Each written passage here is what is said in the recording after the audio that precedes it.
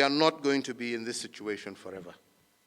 There will come indeed a day, and I hope and believe and trust in God that this will not be in the distant future, when we will overcome the threat of this pandemic. I also believe that by being disciplined, patriotic, and empathetic, we can achieve a victory. As I have stated, we will continue to be guided by the medical expertise, science on how to escalate, and again I repeat once more, or de-escalate our response to this pandemic. I believe that we are now in the middle of a war being fought in every street, in every homestead, every building across our country. The key for all of us to return to normal is keeping our infection rates falling and raising our testing rates.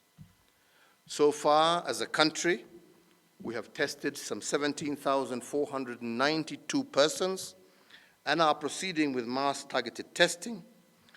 This is giving our experts the data and insights to guide the policy decisions that we make now and that we shall make into the future.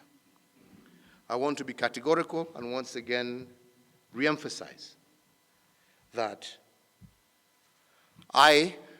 government, will not delay in de-escalating the measures that I am announcing today the moment our experts, because it is they in whom we should trust, inform us that the risks have reduced significantly on the basis of how we as governments, national and county, but also as individual citizens, shall respond to the directions that we are given by our experts. Indeed, I have directed, for example, the National Response Emergency Committee to map out the economic sectors and activities on the basis of infection risk. The mapping exercise, when combined with increased testing and more exact contact tracing, will inform how we reopen our economy progressively. One immediate step from the work done so far is that we shall allow a few restaurants and eateries in selected counties that show the highest levels of health regulation compliance and the ability to arrange for employee testing to undertake minimal operations while maintaining measures that mitigate against the spread of coronavirus.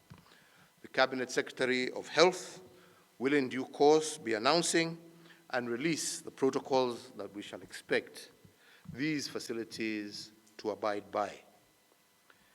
Any report by the public or authorities that these establishments that we shall be reopening are not following the laid down measures and protocols will lead to their instant closure and indeed follow-up prosecutions. We will reopen our economy, but this must be in a way that does not endanger many thousands of lives.